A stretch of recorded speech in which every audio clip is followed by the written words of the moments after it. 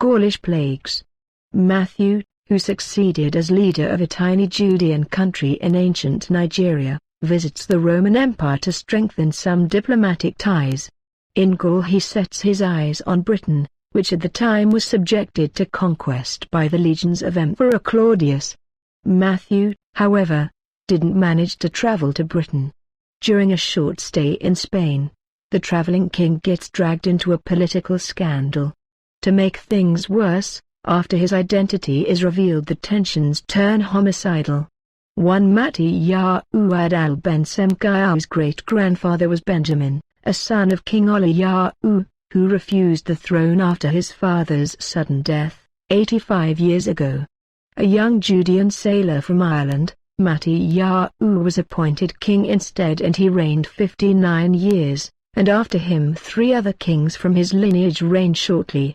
During the reign of Solomon II, there was an invasion by Roman troops with the attempt to take over the kingdom of Judah and the neighboring Israelite confederations at the shores. For 10 years the Romans occupied northern half of the kingdom. The last 7 years were disastrous for the inhabitants of the land. The leaders of the land were taken captive and brought to the Roman province Mauritania as prisoners of war. The region became a distant district of the province Numidia, due to both provinces of Mauritania being occupied with revolts. Within this time Mattiya'u'ad al-Ben Semkai'u arose, an intellectual young man from a southern village near the Lake District. The Roman conquest failed, due to the area being too far removed from their military base in Mauritania. Mattiya'u noticed early that the troops were leaving, but he also found out that the reason was because Emperor Claudius was in the process of annexing Britain and Ireland into the Roman Empire. The soldiers were needed in the new province. When the Romans left, the Judeans overthrew their pagan altars they've built amongst them. In the kingdom of Judah they selected Mattiya'u as leader, due to his knowledge, multilingual talent and his persistence into getting along with the developments of the time. At this time the kingdom of Judah had 980,000 inhabitants. A half year in his reign, Mattiya'u annexed coastal chiefdoms and all their villages into his country.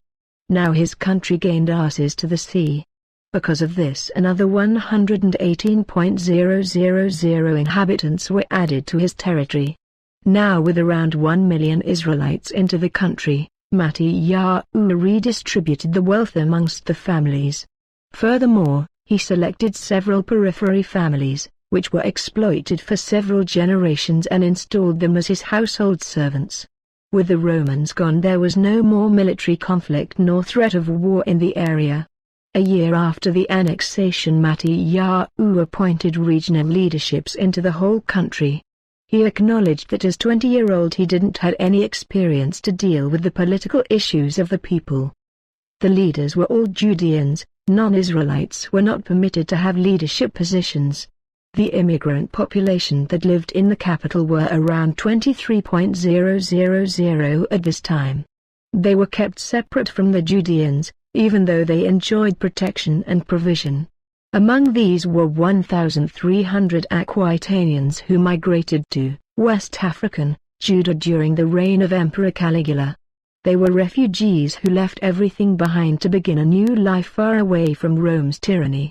There were also 4,000 Lusitanians, and smaller fragments of nations far off. In the 3rd year of his reign, Mattiya'u decides to migrate to Gaul. He found out that 90 years earlier a big massacre took place southwest of the Aquitanian capital Burdigala. Between 3,500 and 5,000 Israelites were butchered by the pagans and their estate confiscated by the Aquitanians. The rest fled and around 500 were taken captive. When Julius Caesar was assassinated, most of the captives fled, but some accepted their lives as slaves. There are possibly around 300 Israelites left living there in a small town at the sea. With the attention of the Roman state focused on Britain, Mattiya'u decided to take advantage of the circumstance. He gathered his household servants together with 500 military men, and they sailed towards the Roman town Osnoba, Pharaoh, which is in the southern lagoon of the province Lusitania. The journey took 15 days due to the cargo on their ships. At the lagoon they transferred to chariots and went towards Pax Julia, where they bought passports on the black market. They continued to the southern border of Aquitania, at the coast, which took another 5 days in total. Arrived there, they found the Israelite village and they joined the people. Mattiyahu purchased lands that were formerly owned by Israelites, before the big confiscation. The lands were now fertile, green and with thousands of cattle. In this manner the offspring of the victims were compensated for what was taken away from them. 5 months after his arrival in Gaul, the governor of Aquitania, together with the king of the Aquitanians, received news of his residence in the province. The governor was occupied with disputes within the military. The Aquitanian client king became occupied with reducing social unrest within the Aquitanian community. The Aquitanian community had become a peripheria within Gaul, due to the lack of investments. The new focus on conquering Britain will further decrease the importance of Aquitania. Britain at this time had around 3,650,000 inhabitants and Ireland around 1 million. According to Roman spies, the population was quite young and it would increase to 4 million within the next 20 years and 1,5 million for Ireland. The Aquitanians are worried about their economic future within the empire, because they only were around 1 million people with an aging population. Within the next 30 years they would decrease to 700,000 people only. The decrease in population size would imply that many cities would become ghost towns. The king of the Aquitanians is also surprised by another news. Even though it's still unconfirmed, Emperor Claudius is planning to incorporate the west of Gaul into the new province Britannia. Furthermore, he plans to eliminate Aquitania as an independent province, but to merge it together with the west of Lugdunensis and make Lutetia Parisiorum the new capital and administrative center. Also, this would imply that the nobles' houses in Aquitania will lose their position and their household. Also, the idea of foreigners entering their area is creepy. The Aquitanian leaders are upset and stressed out because of the rumor. Britain is still far from being conquered and it would take years to subject all the British tribes. At an informal meeting in Burdigula, at the palace of the king, the noble leaders discussed the whole matter. One of the elders takes the stance. Fellow countrymen and Your Excellency the King, this demographic crisis can be solved. There's no need to freak out and burden ourselves with a future that isn't even here yet. Around 150 years ago there were Judeans that migrated to the southwest of Gaul. They were refugees fleeing from persecution by the Greek rulers in Judea. They multiplied in number once settled at the shores. Their cattle also multiplied mightily. They became the dominant economic power in cattle and the trade with Britain. They enriched the previous generations of our people. However, after the Romans conquered Gaul, 96 years ago, and have installed the great-grandfather of Your Excellency the King, as client king, he became frightened of the prosperity of the Israelites. He feared that jealousy would devour the locals and that it might lead to civil unrest between the Aquitanian families concerning these Israelites. Because he wanted to secure interests of the Aquitanians and prevent military sanctions against our people, he and the leaders in Aquitania conspired evil against the Israelites. They've accused them of impoverishing the local communities. This led to thugs from the mountain area to attack them, slaughter them and taking away their possessions. The government confiscated all their possessions from those thugs and executed them for their crime. The confiscated wealth was sold throughout the Roman Republic and the profit was used for social and communal projects. The rest of the Israelites fled and around 542 were captured and are made slaves. 5 years later the economy of Gaul collapsed, also due to the instabilities in Rome. At this time around 300 Israelites fled and were never heard of again. The others accepted the harsh labor they were subjected to. Within 40 years those that remained were all death and their offspring. Around 2,000 people are still in servitude today. even though they are no formal slaves anymore. It has almost been 100 years ago. Yet, till this day no justice has been done towards the Israelite refugees that sought their refuge in our country.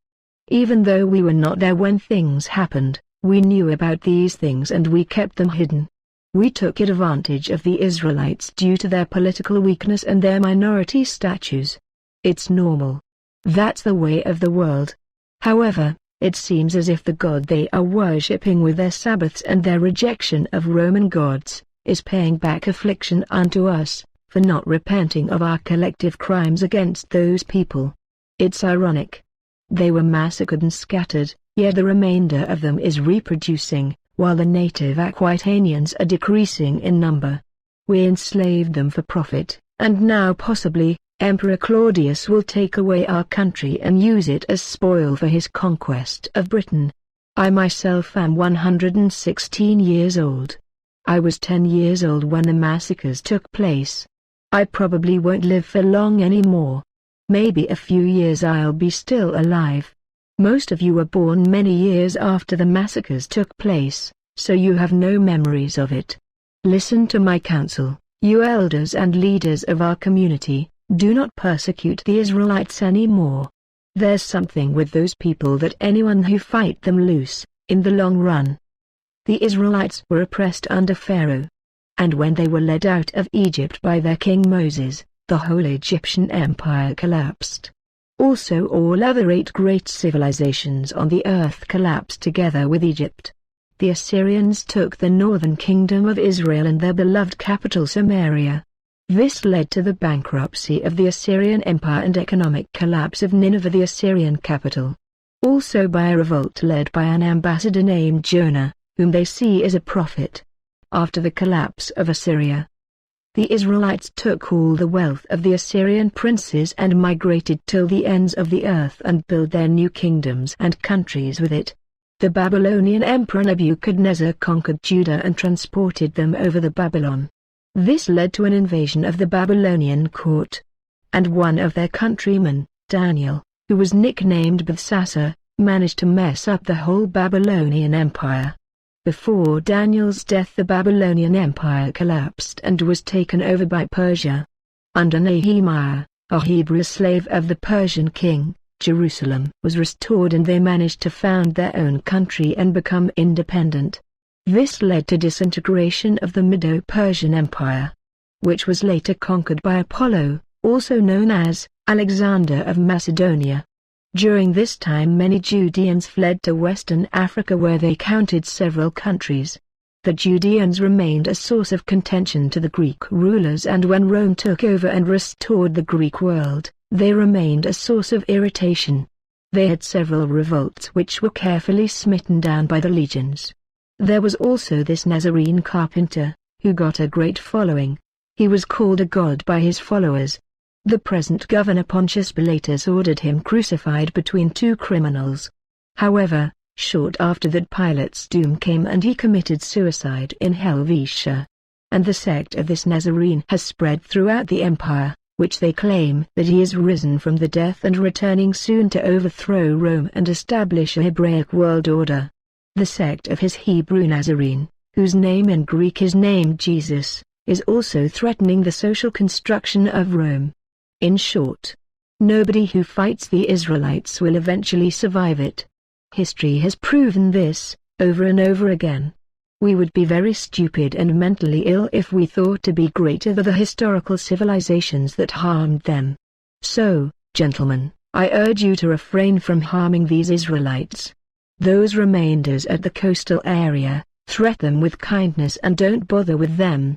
If they don't break any of the laws of the land and pay their taxes, we should leave them at peace. Besides, this Matthew from Nigeria is rumored to be the son of some Judean empire founded in Western Africa. We don't know much about him. We do know that every week messengers arrive to him with updates from his homeland. He is wealthy, influential and therefore politically relevant. We are certain about that. Let's remain at good terms with him and seek our own benefit from an alliance with him. It's better to have the Israelites as friends than to have them as enemies. Not even a crucifixion could take away their confidence. So, gentlemen, I propose that we will grant these Israelites large plots of land at the border with Narbonensis and Lugdunensis. In this way we will prevent them from unifying themselves and turning against us. Don't forget this, brethren. The Israelites are wise, they remember history well, and their collective memory is quite intact. They never forget what the nations did unto them. Disperse them throughout the land so they will be divided. We have to prevent them from taking revenge on our children and our heritage. We have problems enough with the Romans and their intrusion on our lives. We shouldn't get in contention with the people of Yahweh. Nobody who fights this deity will ever survive. You can contend with the Greek gods, you can cheat them and scam them. But nobody can defeat the God of Abraham, Isaac and Jacob. After the elder finished speaking, he received a standing ovation of everyone involved, the slaves included. The other elder agreed, and also the Aquitanian king gave in to the request. The elders didn't want to promote the well-being of the Israelites, they hated them. Yet, they discovered the hard way that by being on peaceful terms with them is the only way they can protect themselves from ruin, temporarily. For one day there were Israelites who reported unto their elders that there was new farmland available throughout Aquitania. When Mattiyahu heard this, he became suspicious. How can it be that the people suddenly change their attitude towards us? Just like that? Something isn't right here. Matthew and several Israelites take their horses and visit many of the so-called farmlands that were made available to the Israelites. Their journey took 2 months. There was nothing wrong with the properties. The soil is fertile, the houses are well furnished, and there are animals sufficient around. Mattiyahu still felt a sense of danger with the whole thing, yet because he couldn't see nor find any evidence to back up his gut feeling, he decided to let it go. Instead, he purchased several villages, a price paid of 7,000 denarii. He sent the Israelites from Africa towards those villages to inhabit them. Furthermore, he departed to Pax Julia to visit some distant relatives of him. The granddaughter of Queen Egea of Lusitania, who was a concubine of King Mattiyahu I of Judah, later divorced her husband and remarried with an African Israelite, the grandfather of Mattiyahu, who was a fisherman. They brought forth Mattiyahu's mother. Mattiyahu too remained in Lusitania for 5 weeks. He didn't mention to his distant relatives that he was the head of state of Judah. He pretended to be a sojourner who's touring through Spain. 5 And the Israelite chiefdom near the Thames River, in Britain, a messenger arrived with the news that Matthew II, an Israelite king, arrived in Lusitania and that he has been there for 2 weeks already. The chief, the elders, and the fathers of the households, became suspicious of the change within the Aquitanian community. The Israelites then knew that the Romans would soon annex Britain. They knew it was only a matter of time before the legions would settle their camps around the big river. They found out that this Matthew is living in Gaul, in the Gaulish region Aquitania, where less than 100 years ago, the Aquitanians massacred thousands of Judean refugees and enslaved the few that didn't escape to Britain. The chiefdom exists mostly out of the refugees that survived the massacre and came to Britain. The chief of the tribe is the son of a survivor of the massacre. His mother was 19 when the massacre took place, and all her siblings and parents were brutally murdered before her eyes. She died 19 years after arrival in Britain due to a heart stroke. The chief was only 8 years old when his mother died. His father, David, married his mum in Britain 10 years after they arrived in Britain. David was the son of a wealthy farmer who employed hundreds of Aquitanians. He's 85 at the moment. His grandson Tamiah is a merchant who often visits Ireland for merchandise. The chief, Levi, discusses the situation with his people. All the elders, fathers of households, and also the British men follow the Torah. Shalom, brethren, elders, and all British men present who also follow the Torah of the Might High. Our people, Hebrews, fled the land of Judah 156 years ago. They departed towards the western shores of Gaul. They didn't want to go to Nigeria due to a long journey overland. Also, they would have to pass by the land of Egypt, and that route wasn't quite safe. They, instead, sailed towards Narbo, Gaul, and crossed the land towards the western shores. We grew from 800 people into a community of 34,000 within 40 years. Our cattle grew also. This led to the jealousy of the natives of Gaul. They massacred half of our people, by the swords and by starvation. Many of us also died during our flee towards Britain. Only 1,205 of us arrived. We multiplied to 71,600 people here. Within a few years Britain will become a province of Rome, and possibly the persecution against our people will be enforced here too.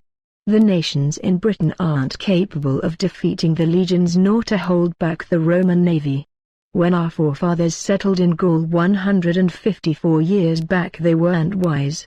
We didn't consider the possibility that the Aquitanians, under pressure of the former Roman Republic, might turn on us. We have to be wiser now.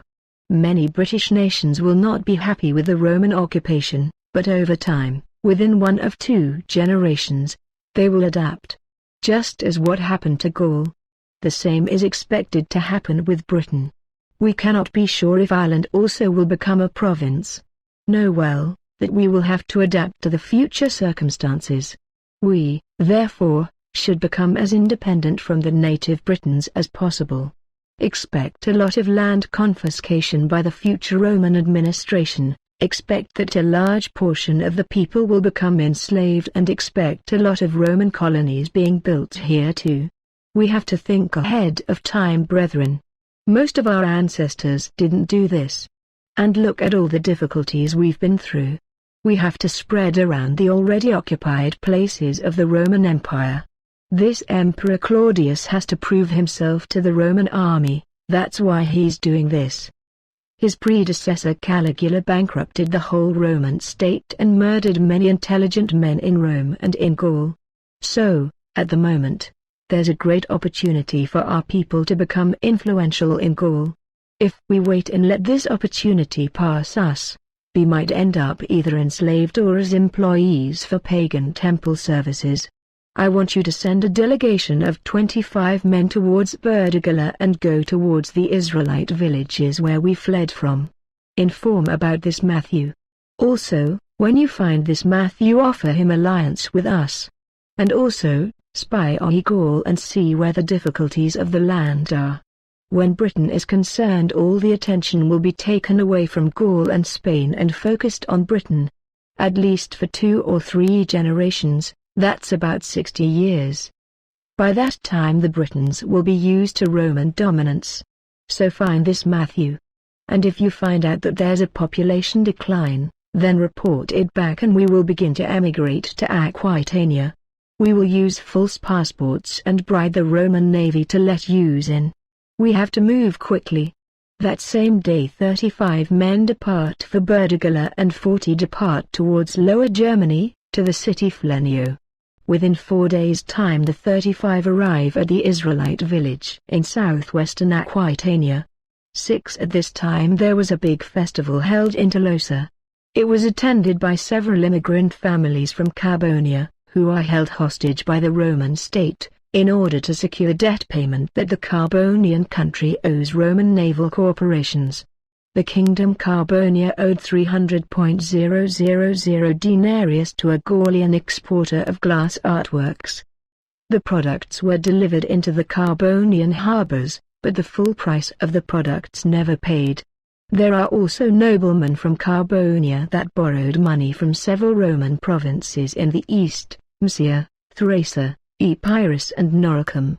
The total sum is 2,000,000 arses, which the Carbonians used to invest into their local infrastructure and to expand their navy. Only half of the debts have been paid off. The Carbonians around Tolosa are 1,420 in number. The original 900 people were kidnapped in Msia by the military after complaints of creditors became assassination attempts upon the Carbonian immigrants in Msia. The military wanted to prevent a potential war with Carbonia. Even though Carbonia is a small country far removed from the eastern imperial border, an alliance or Sarmatian troops could always provoke danger and hostile invasion. The military leaders deported them to the legionary camps in Gaul, who on turn handed them over to the Aquitanian governor. It has been 10 years now and the hostages begot more children in the meantime. They live in a guarded camp right outside of Tolosa. They are well fed and taken care of, but they are not permitted to travel outside of the region without permission of the governor of Aquitania.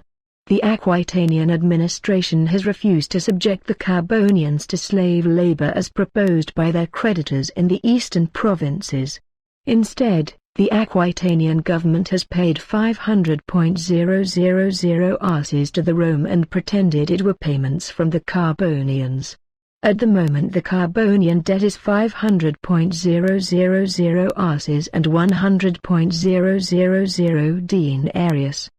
The debt is received by the city-state of Rome itself and then distributed to the creditors. The Senate didn't agree with slavery of the hostages either because it would give them a chance to infiltrate into the empire and cause damage from within. Half of the wages of the hostages are sent to the treasury of Rome to pay off the rent of the outstanding debts. The motivation for this fraud by the Aquitanian leaders is simple: they refuse to get more intrusion of Rome into their businesses. Also, the trade with Carbonia overseas has gained Aquitanian corporations goods in value of 5,000,000 arses past 5 years. The festival was a celebration of several Germanic deities. There were also many Germans present who traveled all the way from their German countries, outside of the empire, to attend the parties. The German sojourners were 4,000 in total. Each paid 2 aureus for attending. They also spend a lot of money in the city by buying souvenirs and consuming a lot of agricultural products. The Carbonians participated into the celebration because they were trying to find a way to escape their captivity. They were not in chains, neither were they subjected to harsh labor, but they expected that it would be just a matter of time before they were sold on the slave market or kidnapped by creditors who were blaming them for what their domestic government did to the Roman banks. They were just immigrants who lived in Msia for almost 2 generations. They didn't scam nor rob anybody, but they were law-abiding immigrants, without Roman citizenship or Latin rights. Carbonia has around 2,350,000 people, of whom 20,000 are scattered among the Roman provinces Misia, Gaul, Aquitania, Rhaetia, Cappadocia and Macedonia. The Roman Senate, in agreement with the emperor, has agreed to ban Carbonian immigration into the empire. It's not just the scamming of their government, but also because of the high fertility among the Carbonians and their unwillingness to adapt to Roman culture. Some regional administrations has voiced their worries about this and the potential social unrest that might follow. The Carbonians are also forbidden, everywhere they live within the empire, to marry with a non-Carbonian. At Tolosa there are 2 best friends, Saulina and Lilina, both born in Carbonia and migrated to Msia, where later they've been captured and transported to Tolosa. Saulina and Lilina have been best friends for about 2 years. They plan to escape their imprisonment and to flee back to their homeland. They've been away for almost 10 years and they are tired of the pressure to assimilate to Roman customs. They have nothing against the Roman lifestyle, but they never plan to become political hostages. One day Saulina and Lilina visited Turco, the capital of the Spanish Roman province Tarraconensis. The capital has around 30,000 inhabitants. The villages around have 20,000 people. This makes the Turco district populated by 50,000 people. Tarraconensis is inhabited by roughly 2 million people.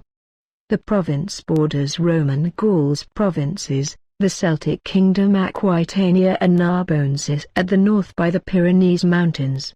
It also borders the Atlantic Ocean at the west shores, the Mediterranean Sea at the east, and also the Bay of Biscay at the northwest.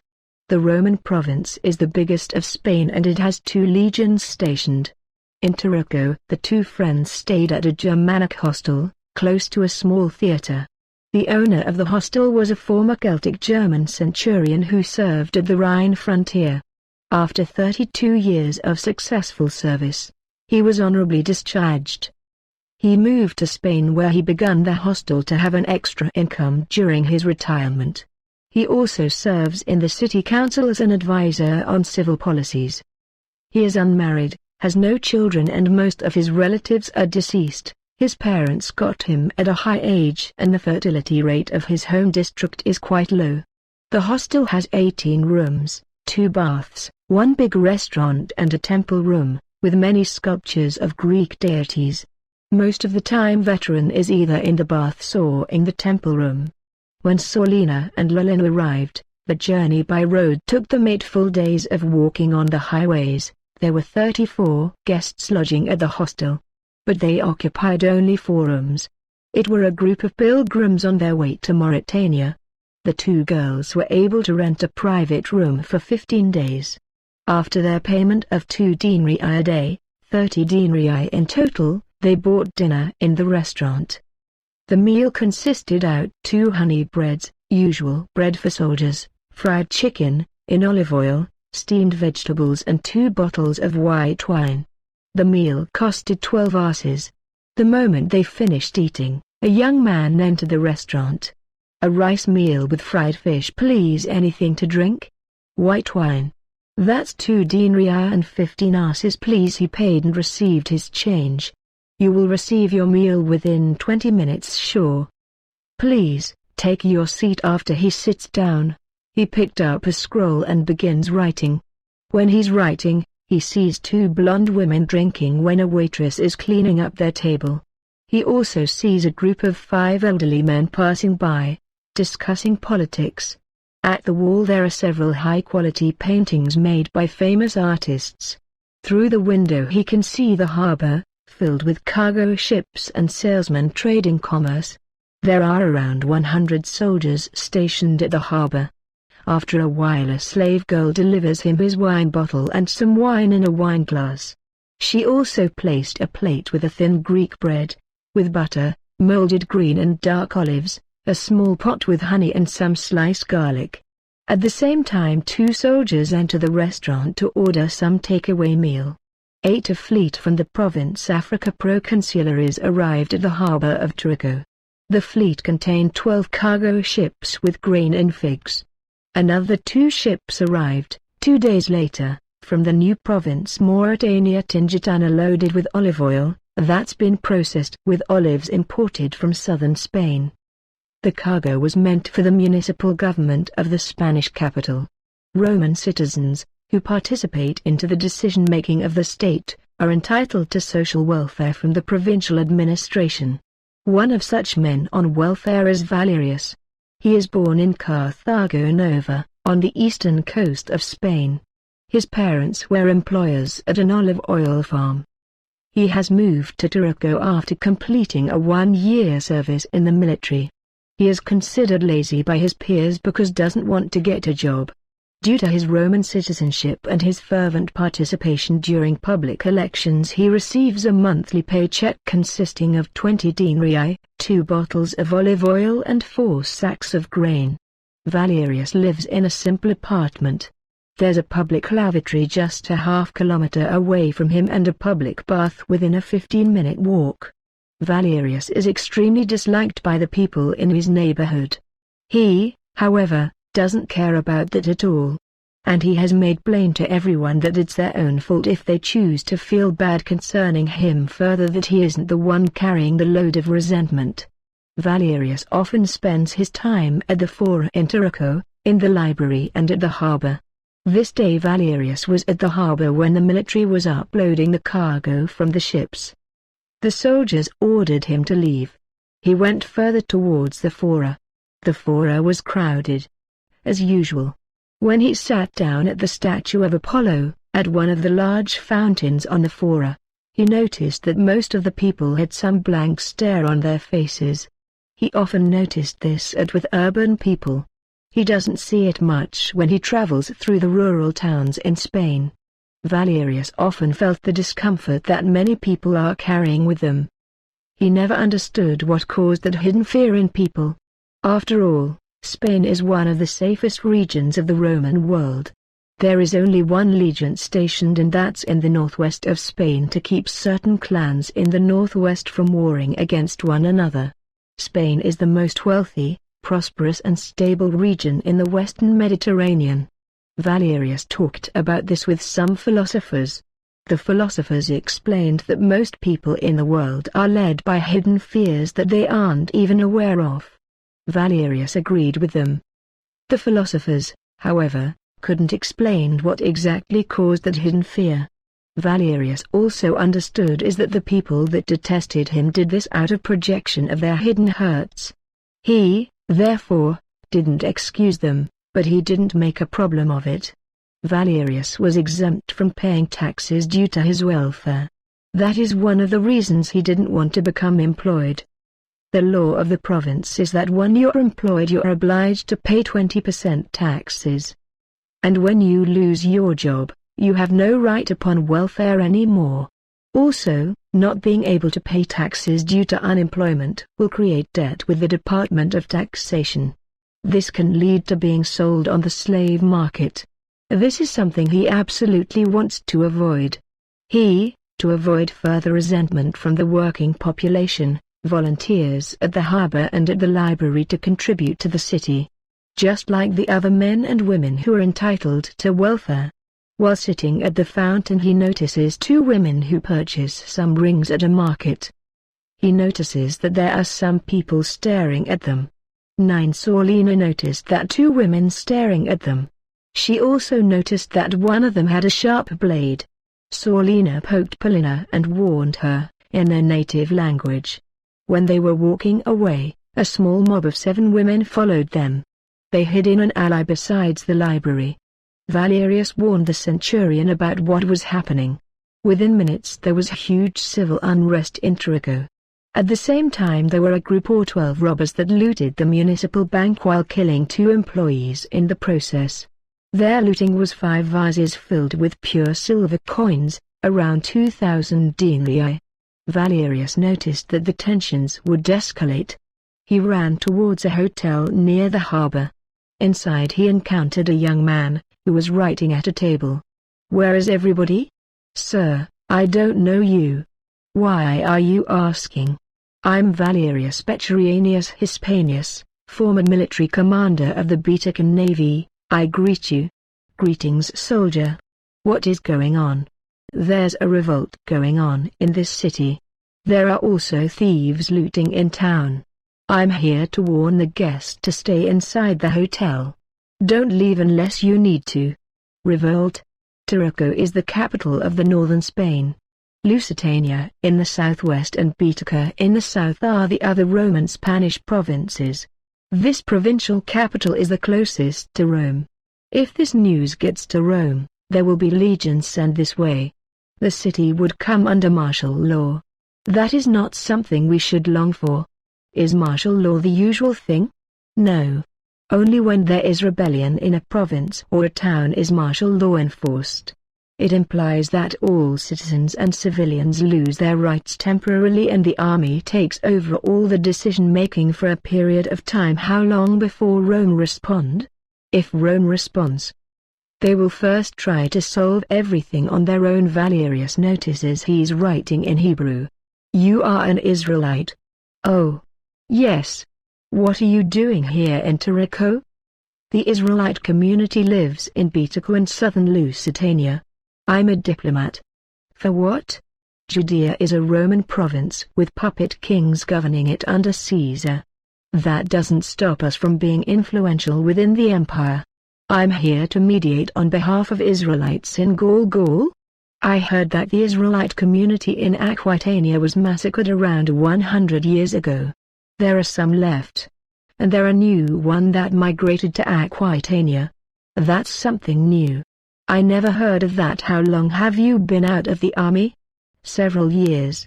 I'm still, however, aware of most of the developments that take place in Spain and Gaul. You knew that they are invading Britain. I know. Claudius needs to invade another region to prove his worthiness as an emperor. However, it's also to guarantee new markets for the economy. You ever been to Britain? Yes, I did. I visited the southern coast of that place. I was there to guard some diplomats from Gaul. Is it a beautiful place? A gorgeous place. I can't wait till that place becomes Roman territory. While Valerius was speaking, they heard uproar coming from the outside. Valerius noticed the two women that rushed inside the hotel are the same ones he saw being preyed upon at the fora. Paulina recognized Valerius. Weren't you at the fora this afternoon? Yes, I was. Do you know those women that followed us? I noticed you staring at them when they were coming after us. Those women are part of a death cult. They indulge into sexual violence upon children and other young women, to worship their weird gods. I warned the centurion of what I saw. Well, the whole town is in uproar now. There are soldiers everywhere. We even heard that within a week 300 more troops will come to town. While she was speaking, they heard the sound of a mob rushing through the streets. When Saulina checked through the window, the mob was beating up a young boy. Valerius picked a blade, that was placed as a decoration on the wall, together with some heavy stones, and he attacked the mob. The mob, being driven apart, fled away. The victimized boy, however, was already dead. Saulina ran to their room. Paulina followed her. Saulina. We need to get the hell out of here, Polo. How? I don't know yet. Maybe with a boat? We can sail near the shore towards the south. Carthago Nova is about 1 or 2 days towards the south.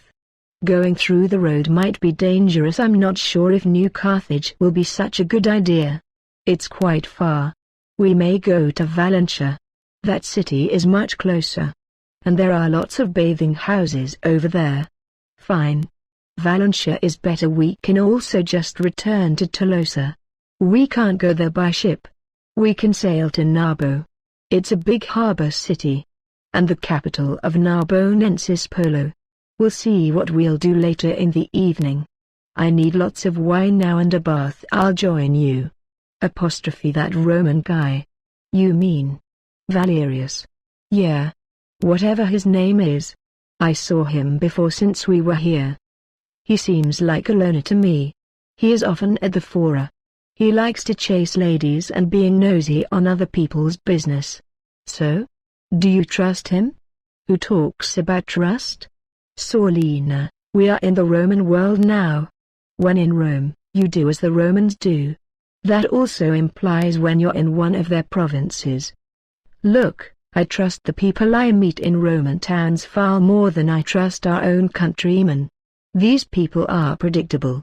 Maybe you've become Roman yourself. Maybe.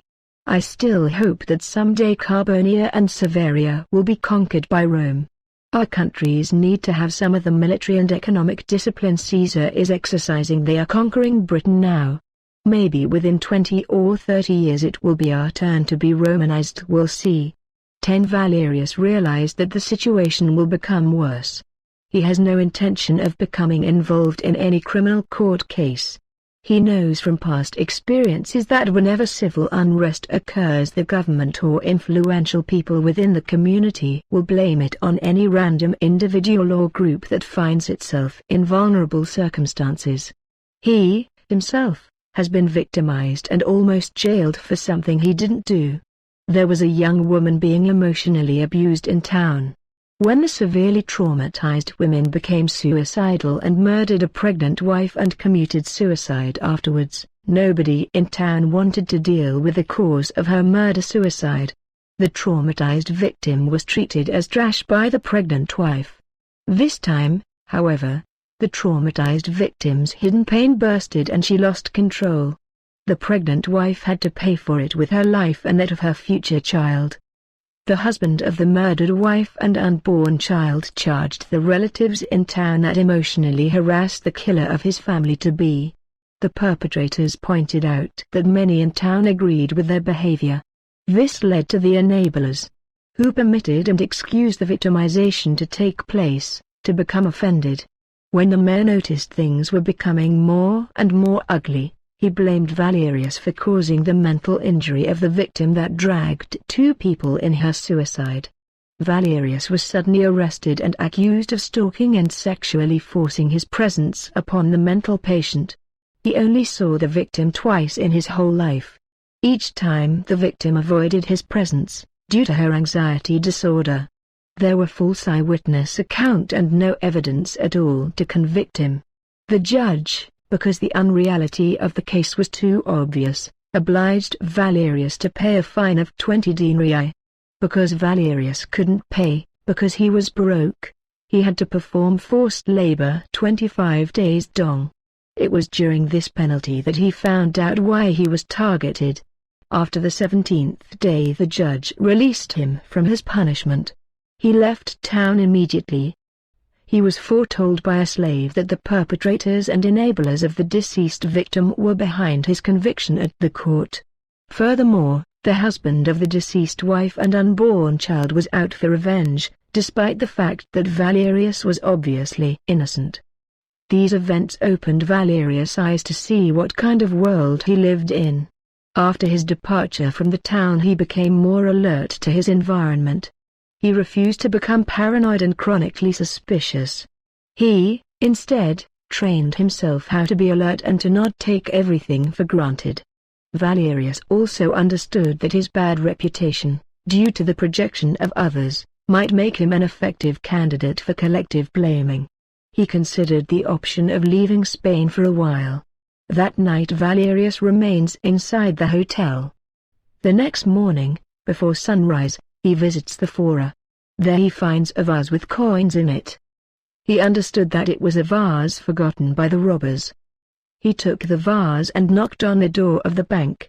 He found out that the door was open. When he entered inside he found the bankers were sexually molesting two children. One of the bankers, who was witnessing it, saw Valerius. He escaped the scene, grabbed Valerius at the neck and dragged him outside.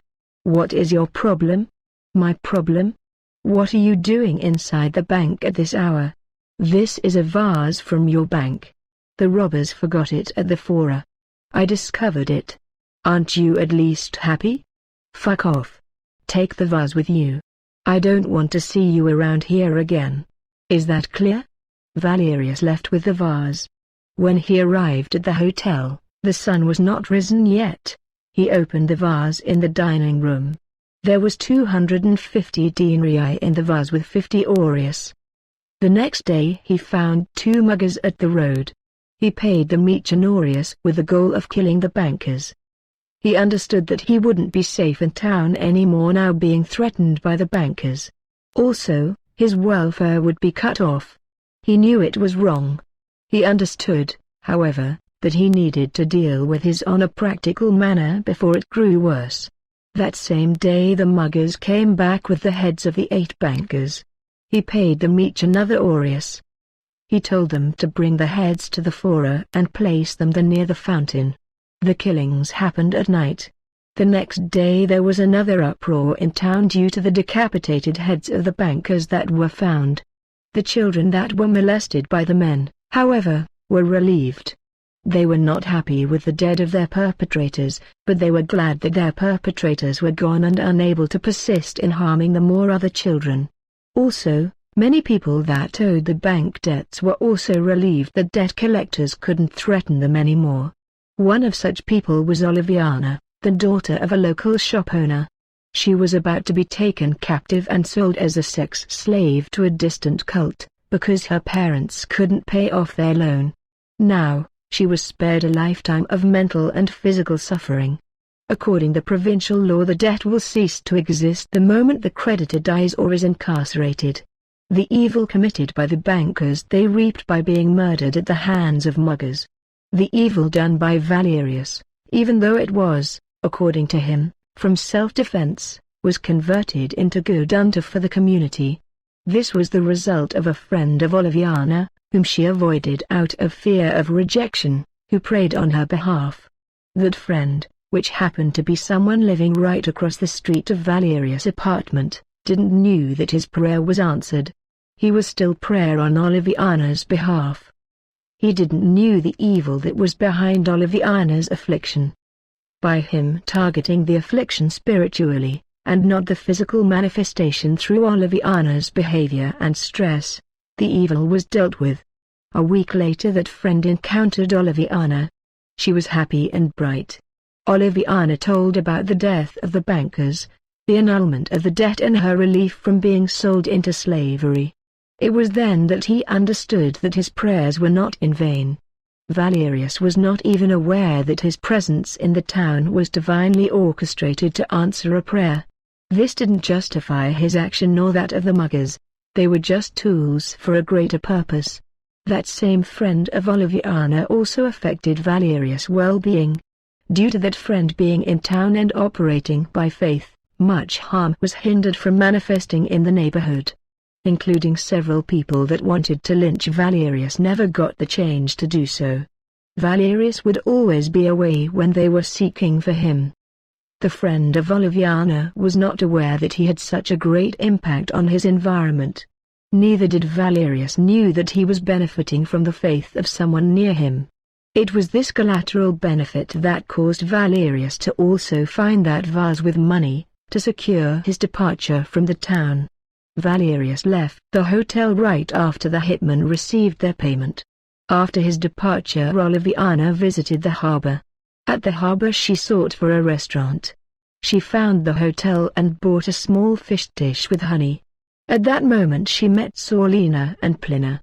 11 Valerius arrived at Barricano, a city just an hour away from Turco, when he heard the news of an Israelite king being suspected of residing within Turco. When he informed about the rumor he began to think that maybe the Jewish guy he encountered at the hostel was this alleged king. Valerius didn't want to spend much time on the rumor. It didn't make any sense to him. The only Jewish kings were the Herodians in Judea and Galilee. Valerius came at a luxury apartment complex. Here is where the politicians and oil barons rent apartments for their employees and their mistresses. Valerius was denied an apartment because he could not provide any proof that he was a wealthy man, despite him showing some of the money he brought with him.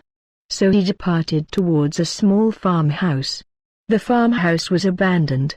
According to neighbors, the owner fled several years ago. Due to the place being uninhabited for more than 6 months, according to the law, anyone was permitted to use the property free of charge. There was no trespassing because there was no occupation from any owner or renter. Valerius took his refuge in the farmhouse. What Valerius was not aware of was that some of the military employers at the harbor witnessed him leaving the hotel.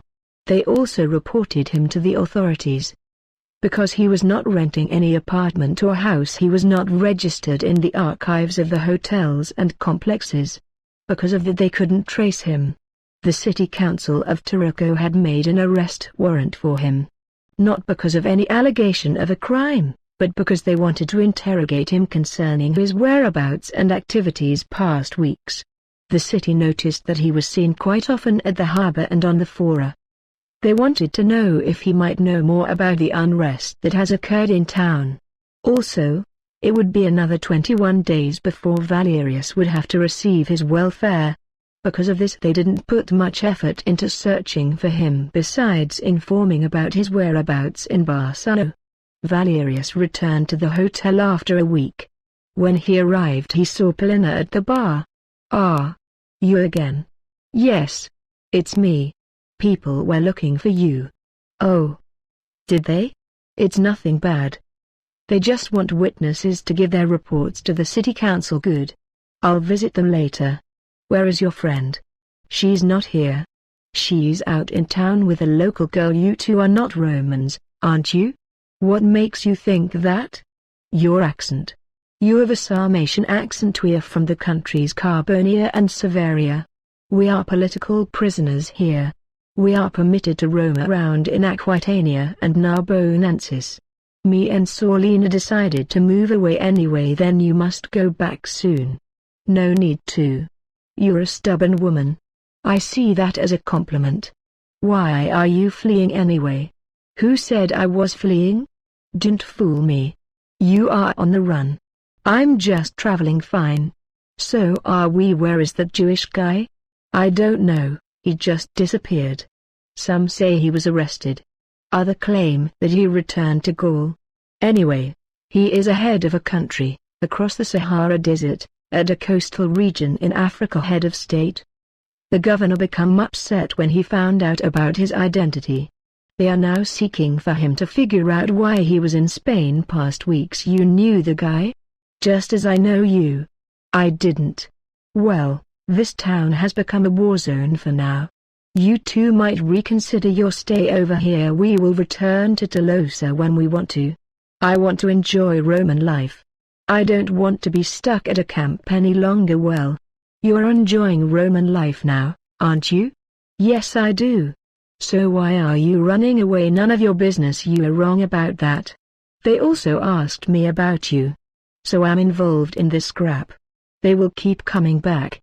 Especially now that you returned. Don't get involved. I'm already involved.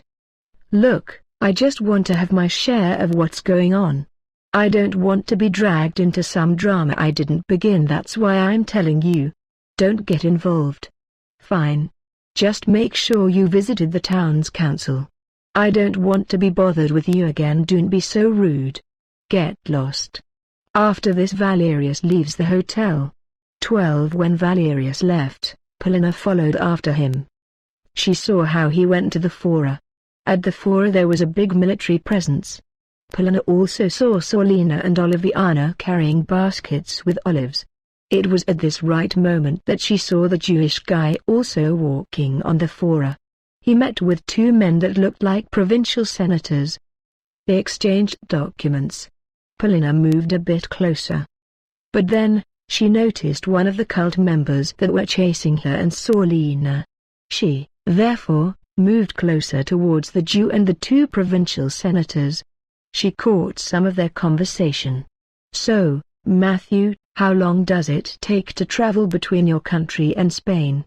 11 days through the Sahara highways before you arrive at Numidia, where a Roman legion is stationed, or at the Mediterranean coast. The same amount to arrive in Mauritania. From there it's only sailing towards Spain. You mentioned that there were Roman troops trying to invade your region? That's true. Under Caligula an expansion in Africa began. However, only the kingdoms Numidia and Mauritania were fully made Roman provinces, which were client kingdoms under Augustus and Tiberius. The Israelite countries in the Nigerian region could not be subjected due to lack of manpower and administration among the Roman African troops. Also, Claudius turned his attention to Britain. So the troops across the Sahara had to return. We didn't know Rome was even expanding so far. Rome is expanding wherever they can. To prevent a future attempt of annexation of my country, I want to intensify our trade relations with Mauritania and Spain. By moving wealth from my country into Mauritania and Spain, the Romans will view me and my people as an ally, not an enemy nor potential province. I don't think you ought to worry about that, Matthew. Britain will be a difficult region to maintain for Rome. There is no evidence at this moment that the subjection of Britain would even be a success. These are exciting, but also difficult times. If the annexation of Britain fails, then this will lead to doubt among the citizens of the empire. This doubt could lead to ethnic urges for independence from the Roman state. If this happens, the whole empire and with that, the whole world, would collapse. That's why I offer my economy to Spain, on the condition that Spain will open itself to my people also. We will discuss the matter with the governors of Spain. We will also contact the governor of Aquitania. Spain is also quite dependent upon the markets of Aquitania. That's good. I have around 2,000 migrants from my country, who are residing in Aquitania. They will become my enclave within the Roman world. Are you sure you want to? Fear not. Those 2,000 people will live within their own exclusive villages, with their own guards and their own leaders. Taxes will be paid to the empire. And I will leave an ambassador behind in Aquitania and 3 within the provincial capitals of Spain. They will keep me updated about the developments within the empire, and they will receive continual news about the Israelite countries and Hamite chiefdoms in Western Africa. I hope, gentlemen, that we can make a final agreement within 2 weeks. I will leave soon to my homeland, but I will only leave after the arrangement are settled. The province Baetica is a senatorial province. That province is ruled directly by the Senate, not by the emperor. This means that the Senate will have to approve your diplomats before they can operate within the province. The imperial provinces are left to the whims of its governors and regional client kings. So in those provinces, like Aquitania and Lusitania, you can get away with almost anything, as long as you pay off the politicians. That's why I'm investing in the provinces that border with the Atlantic Ocean. That way our relations are deemed worthy to flourish. Just remember that the annexation of Britain will also divert attention away from Spain and towards Britain. This will create a huge power vacuum. This will not be any problem. But assure us, Matthew, King of Jehoiada, that you have no imperialistic agenda to colonize places within Spain. I don't. My military force wouldn't be capable to cope with the defense of annexed Roman territory. Neither do I plan to sacrifice Hebrew lives for such a profane matter. Grabbing land and dominating it is the job of the Romans. That's what they do the best. Let them have their mission to spread their civilization. Me, I want to provide for my people, and I want Spain and Mauritania to remain peaceful. I have no intention of receiving thousands of refugees from the Roman wood because things are falling apart here. So, gentlemen, do we have a deal?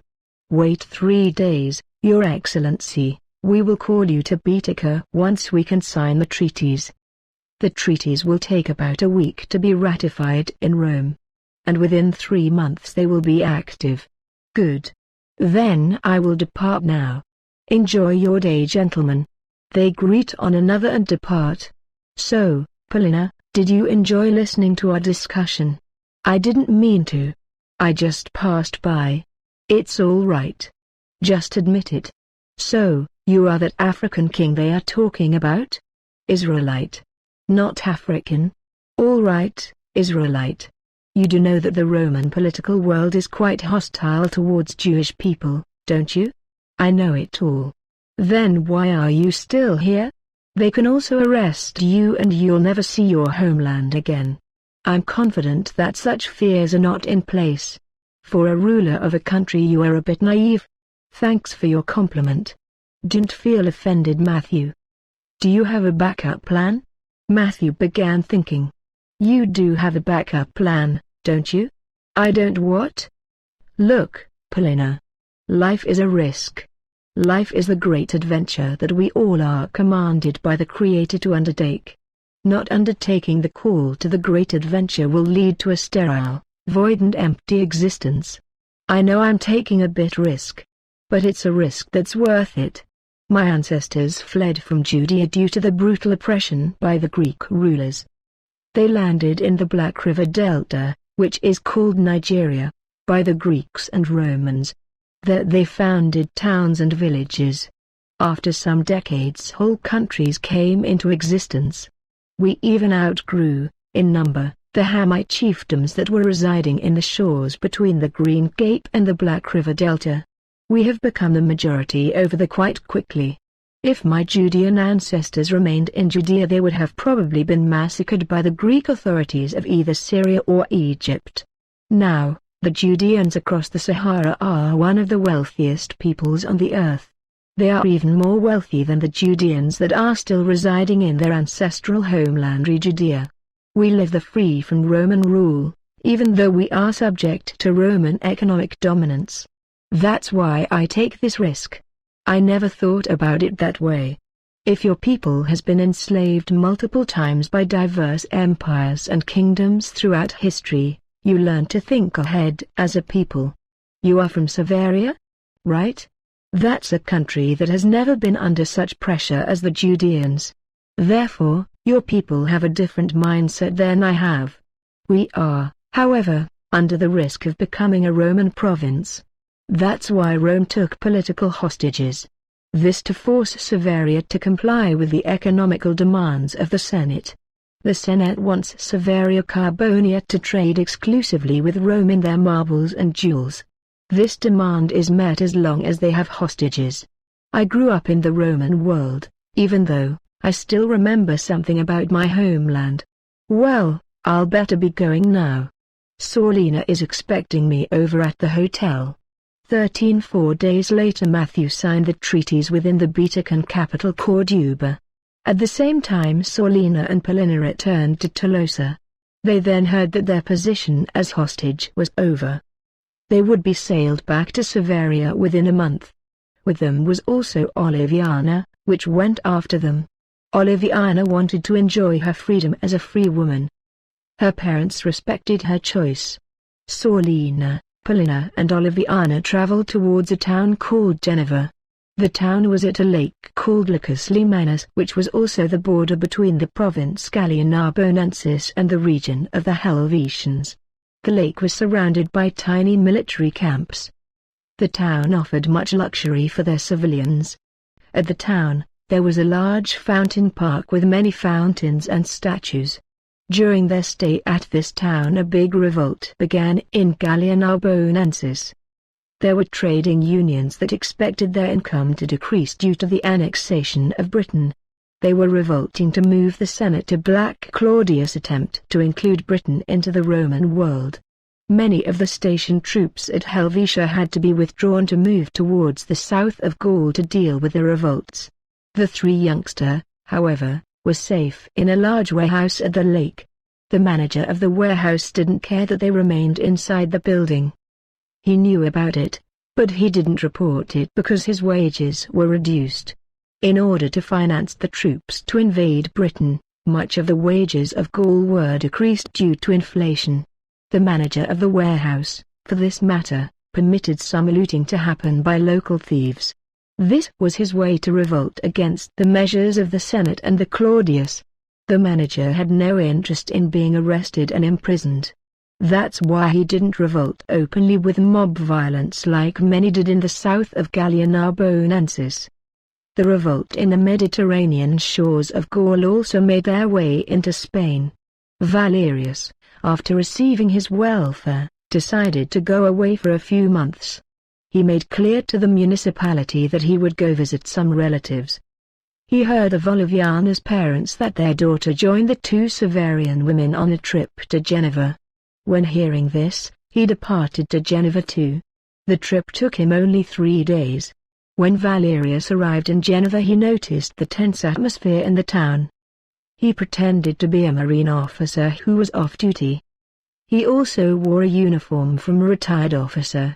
When he arrived in town he informed about 3 young women that came into the city around 10 days ago. The authorities pointed out that they were last seen at a warehouse storage place at the lake. When he arrived at the warehouse he recognized an old colleague of his. Valerio. Tinus. What brings you to this god-forsaken land? I'm off duty. You left the marine years ago, mate. What are you up to? I'm staying away from Spain for a while. The tensions are a bit heavy in Tarico. And they aren't here? Didn't you notice that there are revolts going on in the south of Gaul? I did. There are also tensions in Spain. A lot of people, also wealthy people, are uncertain about their future. They fear that Britain will have far more fertile land than Spain does. They don't want to have to compete with Britain. It's not only that. More people will receive Roman citizenship once Britain has become Roman territory. Also, after the annexation, the Roman legions will have to finance the construction of infrastructure, Roman towns, mines and harbors. This will all be financed with taxation money coming from Gaul and Spain. This implies that for coming 20 years the taxes will rise. This will lead to businesses going bankrupt, increasing unemployment, increasing homelessness and therefore increasing crime. The people in Narbonensis will be the most affected by this. Also Roman families will notice it. Rome would never decide to invade a land if the land is not beneficial nor profitable in minerals and natural resources. So, when the British industries are developed, they will take over much of the economic activities of Gaul and Spain, especially of Gaul. The future of hundreds of thousands of Gaulish people are at stake. There is also this fear that Gaul and Britain might be merged together as one big province. This would mean that poor peasants from Britain will have the right to mass migrate into Gaul. The Gauls want to keep their Romano-Gaulish culture. They don't want more minorities within the borders of their communities. There are already many petitions on their way to Claudius about all that's going on. Claudius will have to convince the Gaulish people that his adventure into Britain is worth the bloodshed of Gaulish soldiers that serve within the imperial troops. He also has to secure Gaulish market from British exploitation. I'm sure that soon there will be some propaganda again throughout the empire after the British tribes are subjected. By the way, you've been to Britain as a marine. Didn't you? I did. Britain is a large island. But there are many smaller islands attached to it. And Britain also has Ireland to its west side, separated by the Irish Sea. And 6 days away from the northern shores of Britain, the place that the Romans call Caledonia, there is this large island called Thule or Tilia. Tilia is also considered a part of the British Isles, together with Ireland. If Britain subjects Britain, all the way to the northern shores of Caledonia, then they have practically also subjected Ireland. Thule is dependent upon Britain for their communication with the rest of the civilized world. So, by incorporating Britain into the empire, Claudius is also incorporating Thule. I've traveled to Thule twice. It's a very cold land, but with many freshwater wells and tiny rivers. There are about 350,000 inhabitants over there. Those people practice human sacrifices to keep the population from growing too much. They do this by organizing naval wars with Caledonian chiefdoms. The spilling of Tilian blood keeps the Tilian homeland from becoming filled with rivalries about natural resources. Tilia consists out of several chieftains who are led by a council of elders from every chiefdom. They trade their crystals, metals and fish with the British tribes in exchange for grain, beer and fresh meat. When Rome takes over the British Isles, this traditional trade will end. Then, the Tilians will have to pay in coins to get their resources. This might lead to annexation of Rome by Thule also. You only need 20,000 troops to maintain that island as a province. I'm not sure Claudius will do all that trouble to annex Thule. Trust me. He will. Once the Romans are in control of Britain, that includes Ireland, the beauty of Thule will lure them to civilize that cold island into a Roman isle. Do you think the Tilian people will just surrender? If they don't, they won't receive any grain, beer nor meat. These are important products to keep their population alive. Thule does have farms, but they don't have enough production to keep everyone alive. That's why their relationship to the Irish and British tribes are so important. Also, Thule does not have any gold mines, silver mines or any mines with precious metals. So, they will have to loan money from the British if they want to become part of the civilized economy. This will make them subjects of the British tribes, and in turn, subjects of Rome. So, anyway, Thule is doomed anyway. One advantage that they have is the distance. That's why they might receive a special status within the empire and be exempt from certain taxes. Also, they might not be subjected to slavery as much as the other provinces. Well, the Thule chieftains might have heard rumors already about Claudius' troops taking over Britain. I'm sure they did. It won't take long before they will send ambassadors to Rome's governor in Britain or to the Claudius himself. The negotiations will start very soon. Well, first Rome will have to deal with the Gaulish plagues that are plaguing the empire. These civil revolts will spread all over the Western Empire if they don't get this under control. They will. Let's hope so. I have no interest in having to ask asylum in Scandinavia because life has become extremely difficult in Gaul. Fear not. Man. Why are you folks fearing so much? Fear is what keeps the world going around. True. Anyway, you don't have to be ruled by it.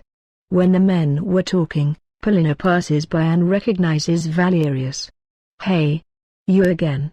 14 At this time the government of Narbonensis recognized the crisis it was in. Their resources were being depleted due to troops that were sent to fight in Britain. The riots at the coast were still going on. The Senate became restless when the news reached them. Narbonensis was important as it was the province in which much of the oil reserves of Rome were stationed. The oil tycoons from northern Italy become frightened that a potential revolution might cost them their yearly income from the oil trade. The Senate understood that they had to put down the rebellion soon, before it would spread also into the Alpine provinces. The Senate knew that dissatisfaction with Roman rule was also present within many towns in the Alps. Valerius was still residing at the magazine when a messenger from Rome arrived with the news that 4,500 troops from Thrace were on their way to Gaul. This news alarmed Valerius. He understood the implications of a province under martial law. He knew that there are military tunnels around the Limanus Lake which were dug during the rule of Julius Caesar. Those tunnels were a military strategy to police the Helvetians without them being aware of an approaching army. He is not certain whether those tunnels are still in use. After the annexation of Gaul, the tunnels had no strategic purpose anymore. Valerio. What are you up to? I want to go hiding into the underground military camps around the Limanus Lake. Dude. You do know that those places are haunted? What do you say? Didn't you know? Those tunnels and those underground chambers have been abandoned for almost 23 years, man. What for? When Emperor Augustus died, many of the Augustan troops stationed at the Rhine region revolted against Rome. Augustus promised them extra payment for their efforts to maintain the imperial frontiers. These payments never came. Also, Augustus' successor was slow in solving the problem. What happened next was that many soldiers and policing agents began haunting German villages and plundering them. This happened outside of the jurisdiction of the state and that of the military. Some of these soldiers and officers were tried before court and incarcerated for years. A few received capital punishment. The rest of them stored their stolen riches into the military tunnels around the Limanus Lake and some tunnels in Rhaetia. Several years into the reign of Tiberius, a weird plague befell those soldiers. Many died in horrible manners. All kinds of weird physical symptoms haunted them. Those that were not incarcerated nor executed were discharged from the army, and from the policing agents of the state. Within months their corpses were found at the entrances of those military tunnels. Not only that, the nearby towns also experienced paranormal activities that brought intense fear among the civilians. Within 3 years, the governor in Lugdunum ordered that the tunnels in Gaul ought to be abandoned. In Rhaetia, the civilians closed the entrance of the tunnels without permission from the local authorities. Some of those civilians became psychotic within weeks and committed suicide after killing some of their relatives in the process. The generals in Gaul, Italy and the Rhine region didn't want this record to become public. From then, the tunnels, which at the time of Augustus were seen as a great achievement of Rome, were denied as an account of fiction. Slaves that were used to work in the tunnels were executed to be sure that no witnesses survived. Veterans were paid hundreds of denarii in order to remain silent about their former dealings with the tunnels. Today those tunnels are known as legends to motivate new recruiters for the army. Few people are still around to reveal what happened over there. Some of the loved ones of those Rhaetians that became psychotic are forbidden by the authorities to give accounts of what happened to their relatives. It is now blamed on bad nutrition. Man. I never heard of this. That is because you are not supposed to know about it. When I was 9 I had an uncle who used to deliver food supplies for the army Rhaetia. He was attacked one day by one of those mentally infected Rhaetians. He was severely wounded and lost a lot of blood. He was taken care of by the military and he recovered within 8 months. He still had to work for another 4 years to pay off the costs of his recovery. Also, he had to pay back for the supplies that were damaged by the attack. My uncle died 6 years ago. Also, there are some widows of former soldiers that went into those tunnels after the ban by Gaulish administration, and they never returned. The army forbid anyone from going into the tunnels to search for them. Around 100 civilians tried to uncover the mystery past 20 years and they vanished. They just vanished. This is heavy stuff. Sure it is. That's why I'm informing you now. If you want to go into those tunnels you will have to go by yourself. I will lead you to it, but I will not enter in it. You don't seriously believe those ghost stories. I don't believe fairy tales. I hold on to cold facts. I use reason. You cannot prove the existence of ghosts haunting the place. But those people that disappeared prove that something weird is going on there. The fact also that the authorities choose to remain silent gives another indication that something is wrong. Why didn't you dig deeper into the matter? It's none of my business. Your uncle was also affected. I don't want to get involved. Tinus. Just tell me how to arrive at the tunnel. I and those 3 girls will go into them. I don't want to be around when those 3,500 Danubian troops arrive here. I'll show you tomorrow. Before we go I need to show you something else. Tinus brings him into the room in the magazine. When they enter in, Tinus lights on the lamps. Holy! Valerius is shocked. What is this? The room is filled with dried skeletons, sitting at some table. The skeletons still have jewelry on them. All around the walls there are paintings and there are heaps of golden objects. These men were the leaders of a Celtic gang that plagued Roman civilians in the north of Italy. During the reign of Augustus they were caught. Instead of incarceration the authorities waiting until they met secretly in this magazine. There, they were gassed by poisonous smoke from the doors and they died. These men were feared criminals in their days. How do you know about this? When I became employed here I was shown this room by the supervisor. The room was hidden at the time by sofas before the door. He told me that any time I would have financial trouble I could just come here and take away some of the gold. He did the same. Did you? No. Why not? Because I didn't. Even though those people are dead for almost 60 years. I still respect their property rights. They are dead. Tinus. It still doesn't feel good. It doesn't feel good to me either that they murdered these people like this and covered it up. What if you were never shown this room? Tinus never thought about that. Tinus. Stop being so moral. The world isn't a good place and it never will be a good place. It has been over 60 years. Nobody is missing these men, whoever they were, and as you said they were feared criminals. Obviously, there were people 60 years ago that were relieved that they were dead. It's harsh when I say it, but logically speaking it's the best assumption to make. All the gold in there can be taken away any time and nobody would complain about it. The owners are dead so it's not their property anymore. You're right. Tinus. You are a rich man. Without further conversing, Valerius takes away much of the golden objects. It is then that they find a map. When they picked it up it's a map of the Limanus tunnels around the Limanus lake. Well. This is such a coincidence. Apostrofino. Valerio. There is no such thing as coincidence. This is a sign of the gods. I don't believe in the gods. Those are just myths they tell people to scare them into behaving socially convenient. Tinus realizes that they cannot carry all this expensive stuff around. Valerio. We need to put these things back. If anyone finds us with them, what are we going to say? We keep them at the magazine. Soon we will figure out where to take them. You live in Spain.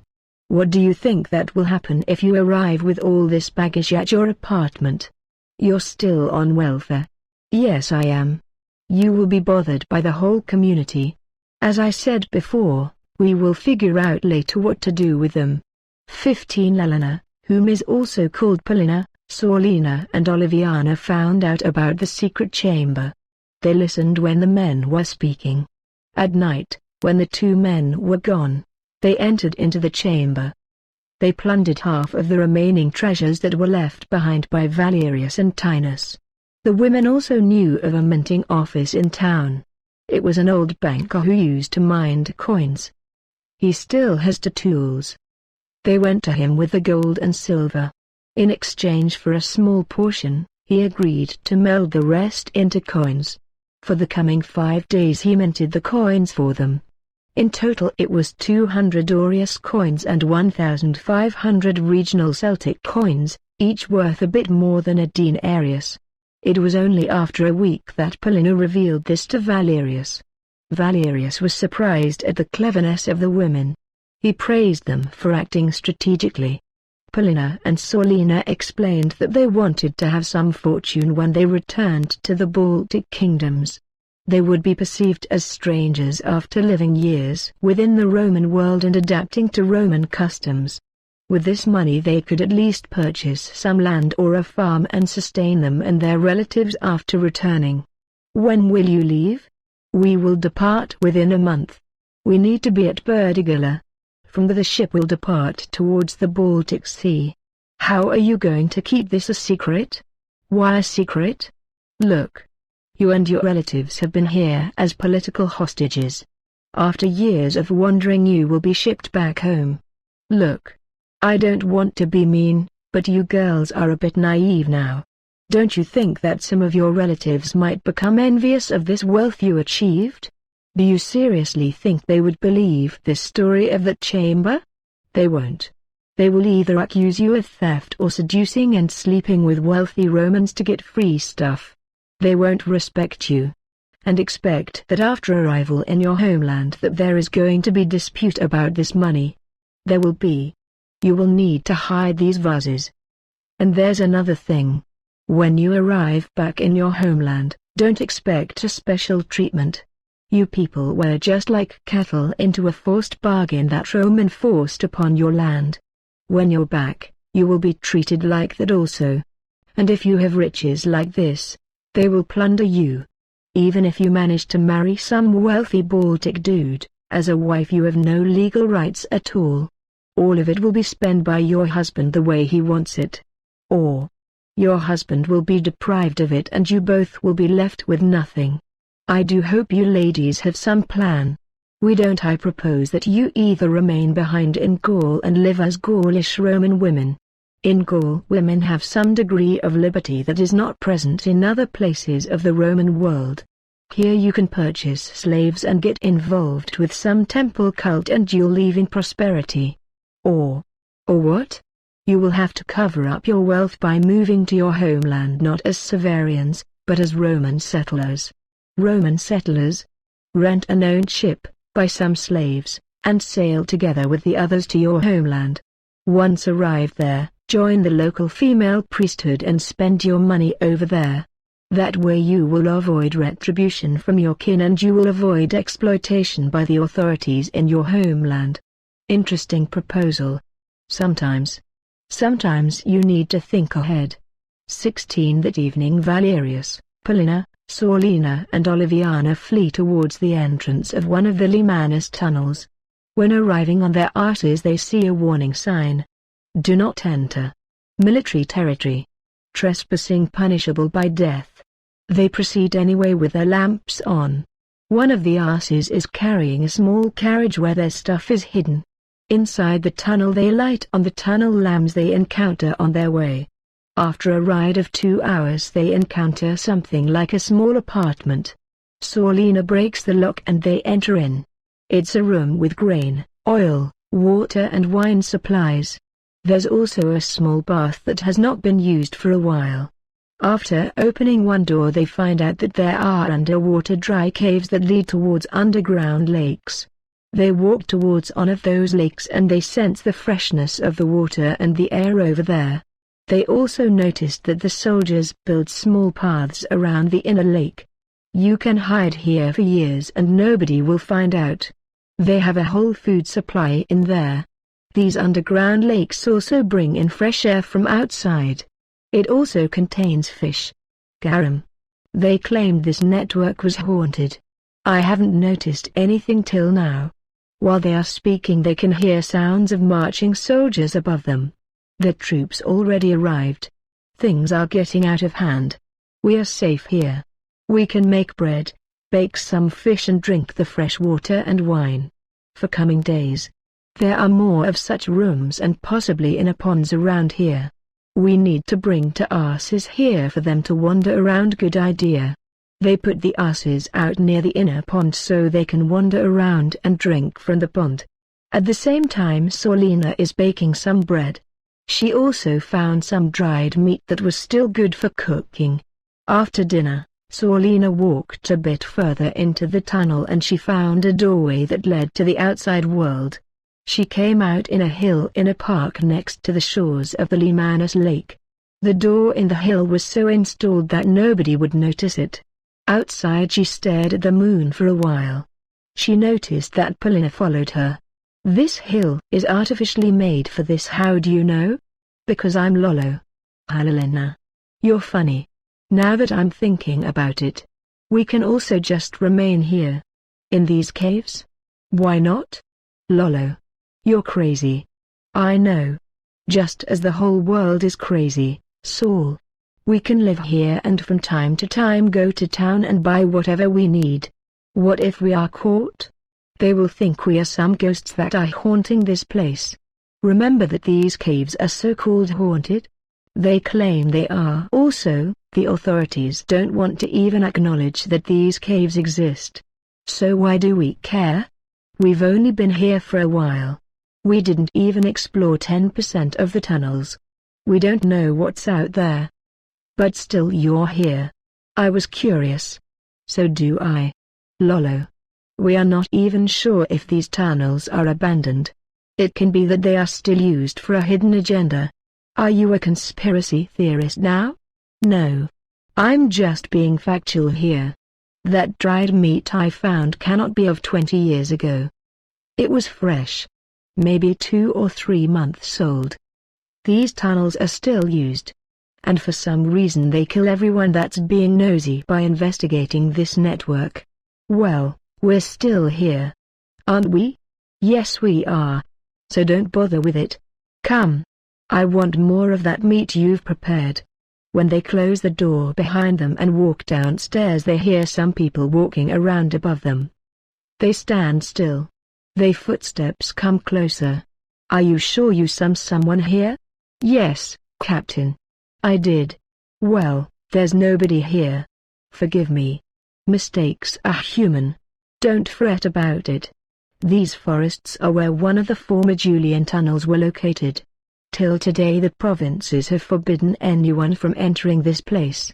Because it's used for military training. Are we even allowed to be here? We are part of a covered division of the military. We are allowed to go to all restricted military lands throughout the empire. One of the soldiers looks down. Sir. This is a necklace. It belongs to a female. The captain comes near. That's interesting. The others become uncomfortable. Listen men. I want you to split in groups of 3 and trace this wild park here. This necklace feels quite warm so the one wearing it just dropped it. Possibly less than 20 minutes ago. They can't be far. When you find them, bring them to the camp. The soldiers do as they are told. When Lilina and Sorlina notice that the footsteps are moving away, they quickly open the door to see what's going on outside. When they open it, they see how the soldiers are marching away. They quickly close the door again, lock it, and return to the hall of the tunnel. We were almost caught. Almost. Should we warn the others? I'm tired now and I need some sleep. We will figure out what to do tomorrow. 17 While they are walking down the hall towards the underground base, they hear the sound of horses coming their way. They run the other way as soon as possible. It's dark in the tunnel, but their eyes have become used to the darkness. They ran until they came to a division. They took the left division. The tunnel went a bit uphill and they found an exit. When coming out of the exit they were at village. The village seemed abandoned. There was a small herd of swine on a small farm and there were chickens freely walking around. They still heard the sound of horses and men coming their way. So they fled into one of the houses. Inside the house they hid behind a window. When they looked outside they saw 3 dark creatures crippling around. They couldn't identify the monsters. One of the creatures swallowed one of the chickens that were walking around. The creatures appeared human, but their constitution seemed like that of pigs. What the heck is this? Lolo. I have no idea. Forget what I said earlier. We need to get out of here as soon as possible. Not now. We need to wait until the morning. Another weird creature, also humanoid, but with appearance of a wolf, came with 2 people in its hands. It were 2 young women who couldn't even scream due to the fear that radiated from them. The women were smitten to the ground. Lilina and Sorlina witnessed how the 4 creatures raped them and eventually left them behind. At this moment it was already storming. The lightning almost hit the house where they were hiding. We need to help them. No way, Lolo. We need to. What if it was us? Before Sorlina could say anything else, she rushed outside and began dragging the 2 women into the house. Sorlina assisted her despite disagreeing with her plan. Inside, Lilina lighted some fire in the fireplace to warm the house. They brought the 2 victims near the fire. When one of them woke up, she freaked out. She was still in shock. It's all right, Lilina assured her. You are safe now. I'm Lilina. This is Sorlina. We saw what happened. They are gone. Yes. Since it began raining they left. The other victim woke up too. This one was calm. What is your name? My name is Otelia. I'm from southern Narbonensis. You know who that other girl is? She's my cousin. Ravenna. Ravenna sat still near the fireplace. How did you 2 ended up here? Ravenna asked. Were you kidnapped too? We came here with an ex-marine who wanted to hide from the civil unrest that's going on in the province. Where is the ex-marine now? He is in an underground chamber, together with a Roman girl who accompanied us on our trip. They need to get out of there. If those abominations find them, they are dead. What are these creatures? According to my parents they were just legends. Folk tales of ancient Gauls. Nothing real about them. But we found out it wasn't. Me and my cousin Otelia were at a small bathhouse when some men seduced us. We refused their sexual advances and left the bathhouse. Outside the 2 men forced themselves upon us. We managed to beat them and flee. The next day we saw them again. This time they tried their advances again. But this time they changed. Their appearance changed before our eyes. Their skin became filled with hair instantly. Their eyes became smaller and their voice changed into extreme heavy tones. They dragged us away. And when one civilian came to our rescue they literally tore him apart and fed on his bloody internal organs. The 2 beings dragged us into some tunnel. When evening fell we found ourselves in some weird room. Inside the room there were people. What kind of people? People with expensive clothes.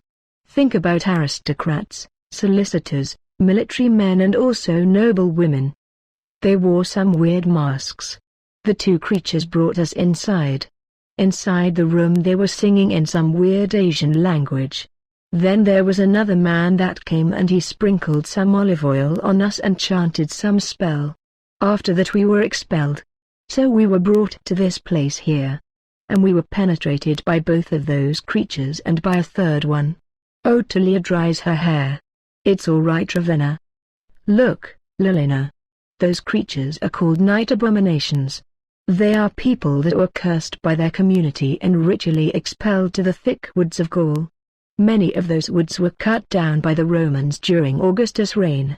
Some claimed that those expelled victims became so demon-possessed that they would turn into ferocious monsters at night and attack other people. Others claimed that they were a combination of humans and wolves. But that's just myth. Anyway, we figured out that those creatures are real. We don't precisely know what they are. We do know that they are dangerous and that the local leaders in the province are aware of their existence. At that hidden meeting I recognized one of the attendees. Even though she had a mask on, I could recognize the birthmark on her left shoulder. You girls need some rest. So do you. Where are the beds? We just arrived here. Let's look. Ravenna, come. The four women enter into a room filled with beds. They throw themselves each on one of them. I hope we are safe here, Lelina whispers to Sorlina. Tomorrow we will look for Valerius and Oliviana. When we don't find them we pick up the coins and we leave immediately to Tolosa. I don't want to spend more time around here. Fine. When Sorlina looks outside the window, she sees a group of people, wearing black robes and torches, walking into the village. Lolo. Come and look, she whispered. You need to see this. When Lolo comes and sees it, so she almost loses her breath. Oh my gosh. 18 The cult searched throughout the village, but for some reason they didn't open the house where the four women were hiding. The cult left. The next morning Sorlina tried to talk Lelina out of the idea of going back to seek their companions. Lelina insisted that it was the right thing to do. She also reminded Sorlina that she wanted her part of the coins. So the four women went into the tunnel. When they arrived at the underground base, they found neither Valerius nor Oliviana there. The asses were killed. It was as if something sucked all their blood out of them. They did find the vases with coins. There was a small wagon inside the base. Lelina ate some bread and gave it also to everyone else. Sorlina ordered the other two to put the vases in the wagon and to pull it as they were leaving the tunnel. They walked for about 2 hours before reaching the entrance of the tunnel where Valerius brought them when they arrived. At arrival at the gate, there was a patrol officer that passed them by. He didn't see them leaving the entrance. He assumed they were just passing by. Hey! What are you girls doing here? This is a restricted area. No civilians allowed. Pardon us, sir. Sorlina took the word. We are just passing by. We didn't knew this was forbidden land. The officer pointed at the sign. You are not supposed to be here. What has happened here? The officer looked at her. This place is accursed. There are Celtic cults, from the pre-Roman time, who still practice human sacrifice and cannibalism. The province is aware of it. Some of those members have already been imprisoned. Yet, there are still people going missing. You shouldn't walk around like this without any weapons to protect you. Especially women are preyed upon by those sick bastards. We are heading towards Geneva. Where do you reside in Geneva? With Tinus Portolinitus, a magazine manager and legionary officer. Portolinitus? Yes. That's impossible. Impossible? Sir, we are not lying. We reside in the magazine. You mean that big building where many products are stored? Near the channel that leads to a large pond? Yes. The officer is quite confused. The others are creeping out by the situation. Are you sure it's Tinus Portolinitus? Completely certain. Then you're wrong? Sorlina and Lelina become annoyed. That man, Tinus Portolinitus, has been dead for almost 4 days now. 3 years 11 months and 2 days to be precise. He was wounded in battle in Germany. After return he was stationed at the magazine for 4 months before he passed away. He received a military burial in Helvetia, his place of birth. I knew him because I fought with him in Germany. We were no close friends, but we were comrades in war. Sorlina and Lelina are frozen by shock. Women. And about that magazine. It has been closed for almost a month.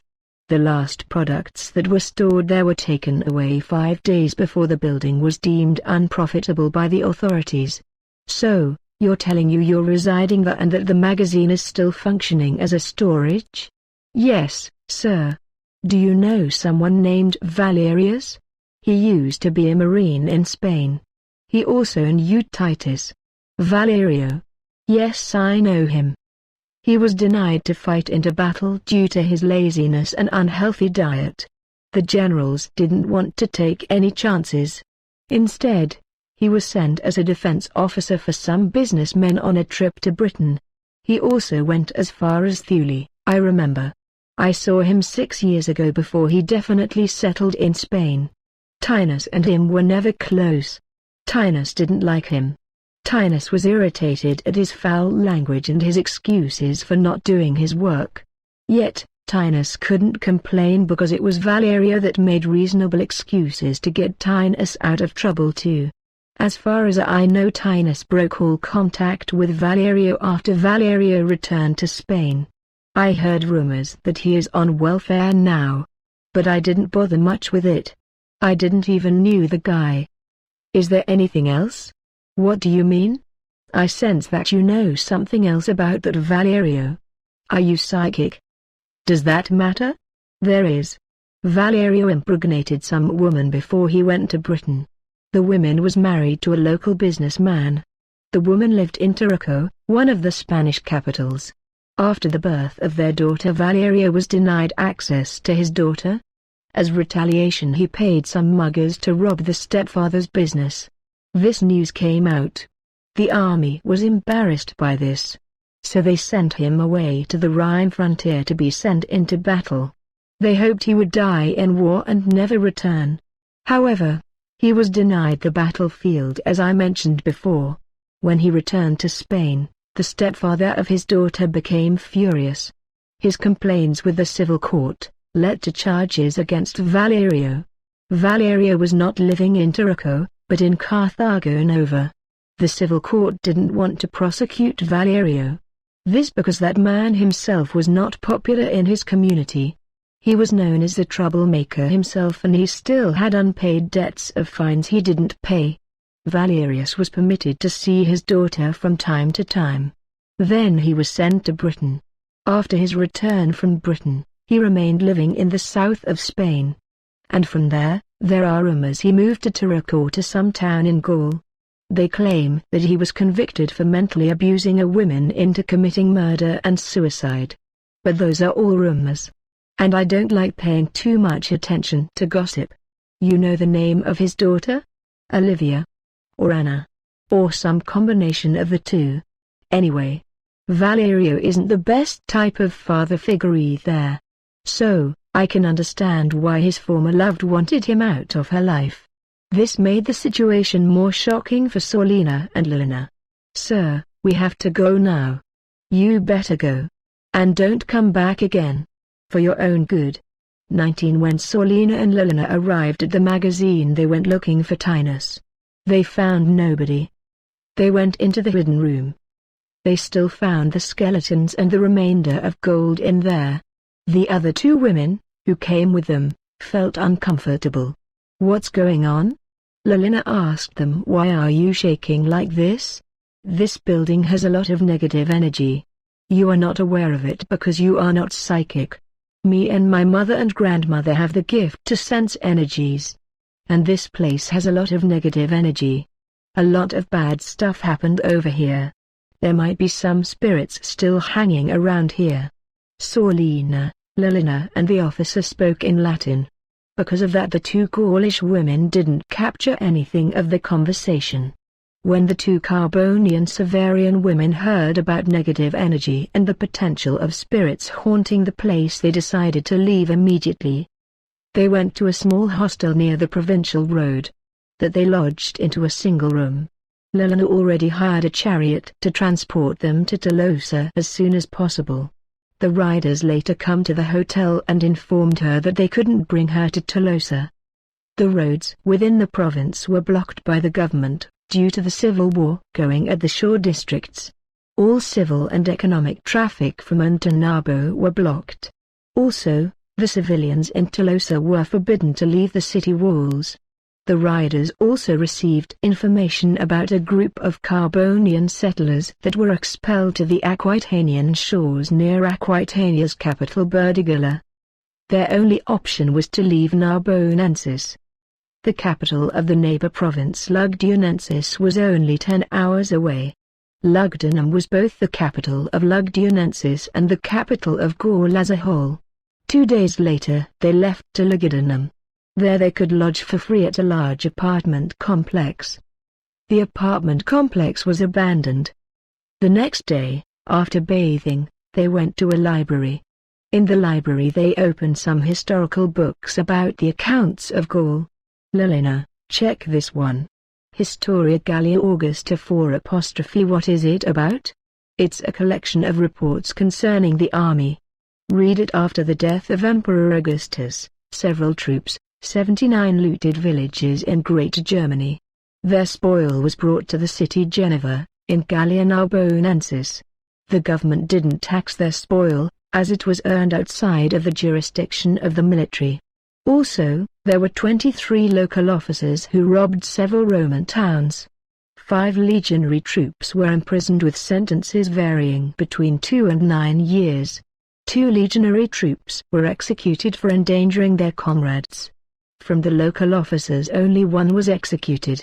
The others were left alone by the administration of Gaul, due to the attention of Rome given to the civil unrest in Judea and Syria. The looting troops hid their spoil into the military-industrial tunnels around the Limanus Lake, which lieth between Gallia Narbonensis and Gallia Belgica. There were also troops from Rhaetia that looted and hid their spoil in tunnels run by the provincial administration.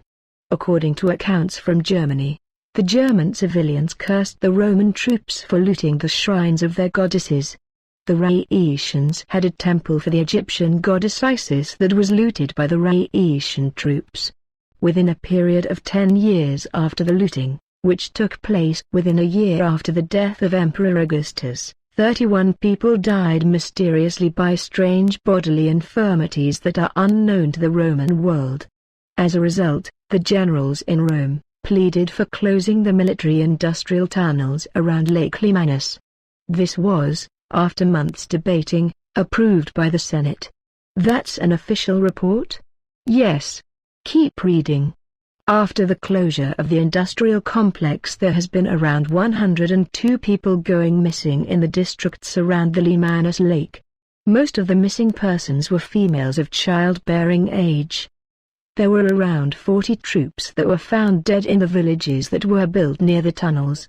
As a result, the provinces Gallia Narbonensis and Gallia Belgica ordered all villages in the Limanus Lake district to be abandoned. The civilians were given residence in Roman towns and they were compensated financially for the loss of their farms and houses. Only villages and towns that were 7 kilometers removed from the Lake district were permitted to be inhabited. The abandoned villages are also forbidden to be places on maps by cartographers. These towns are considered non-existent by the authorities. So, this plague among those people. It was a curse. I have another report here. Read. Their mysterious deaths and missing around the Limanus Lake district in the provinces Gallia Narbonensis and Gallia Belgica has led to the installation of more military personnel to police the region. It has been discovered by authorities in Helvetia that there are Celtic cults that hold under non-Roman traditions of blood drinking, blood orgies and cannibalism. Some of these people include noble members of some of Gaul's wealthy families. The presence of military camps around Lake Limanus is meant to police the Lake District in order to arrest cults that break the rule of law. There has been 44 people arrested since the policing began. There are still people that mysteriously disappear around the Lake District. Some families migrated to the south of Gallia Narbonensis to be closer to governing authorities. One man, Timarius Portolinatus, grandson of the infamous leader of criminal cartel named Gallia Prima, Gaul First, Janirus Portolinatus, with his wife and children Valerio, Tino, Bal, and Nico, left towards the province Hispania Baetica. He had a large farm around the lake. The military paid him 2,000 aureus and they gave him a large plot of land in Spain in order for him to leave his land. Tino later returned and became a legionary soldier for the empire. His residence became the city Geneva. Hold on. So Tinus and Valerius are siblings? Well, that's written here. This case is getting more and more weird. Januarius Portulinatus was believed to be executed by gassing in a storehouse in Geneva. From the bodies that were found, Januarius' corpse was not present. Nobody knew what happened to Januarius nor where or when he died. His son Timotheus Portulinatus swore to the authorities that he has no contact with his father nor with the crime partners of his father. The magazine, where the criminal leaders were gassed, was taken over by an oil corporation, which happened to be 70% owned by Timotheus Portulinatus. His son Timarius became a sailor for the navy in Greece, before settling around the Lake Limanus district. Timarius was not suspected of any involvement with the criminal syndicate of his grandfather Januarius. The authorities, however, remained suspicious of his father's instant success in the oil business. Also, the authorities did suspect his father of financing his navy career as a cover-up to whitewash criminal money. Timarius, after receiving his payment from the military, became employed at one of the oil farms of his father, who was deceased by now. He was not permitted to inherit the farm from his father due to outstanding debts of his father's company. Instead, he and his children became entitled to financial welfare as long as they lived. So, Valerius is the descendant of a vicious thug from Gaul? It seems so. Where do you think he's now? Why would I care? He has been kind to us. He has endangered us by bringing us into those tunnels. We were not forced to join him, remember? What do you mean with that? We came to Geneva because of the famous feasts and markets over here. We came here and found a place to stay at the storage. That man, our host, happened to be dead for almost 4 years. So, it was probably some spirit that impersonated Tinus. Where are you going with this? So both us and Valerius were duped by some entity that's impersonating Valerius' brother. What about that room with skeletons? Those skeletons were fake. They were made from gypsum. I noticed it from the start. So. Hold on. We are not here by coincidence. Just think about it. If we didn't go to Truco for a few days, we would not have met that Jewish king. If we didn't meet him and hung around a bit longer, we would not have met Valerius. Without the meeting with Valerius, we wouldn't have met Oliviana, which happened to be his daughter. If we didn't meet her, we wouldn't have gotten the longing to visit some feast town of Gaul. And if that didn't happen, we wouldn't have ended up here. We wouldn't have found out about the tunnels and we wouldn't have found out about all that gold. You are telling me. This appears to be some divine direction in our lives. For what? I don't know. I'm just checking the facts here. We are guided in all of this. Nothing happens by chance. And remember, we are filthy rich now. True. At the same time that they were in Lugdunum, Oliviana was back in Tarocco with her mother and stepfather. She had brought with her lots of the gold that Valerius took out of the secret chamber. Her mother and stepfather were happy with the gold. The unrest in the town of Tarocco led to some economic recession.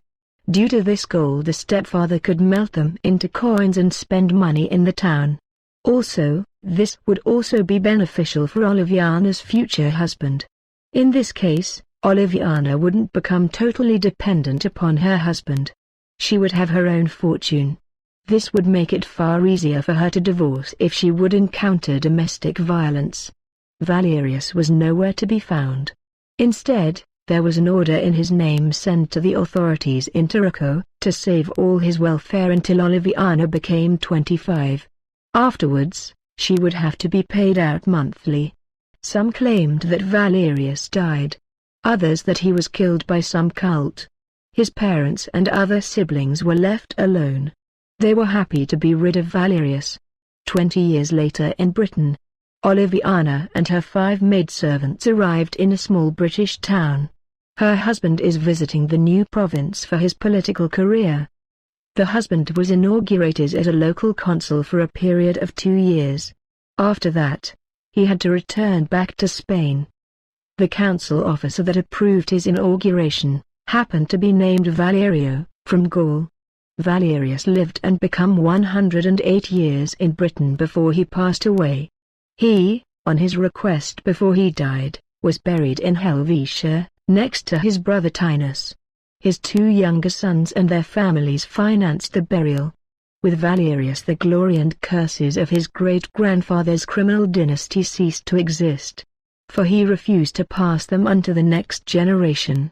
He decided this after finding out that the man he encountered as his brother in Geneva was nothing but a lookalike that was hired by local cults to receive Tinus' welfare.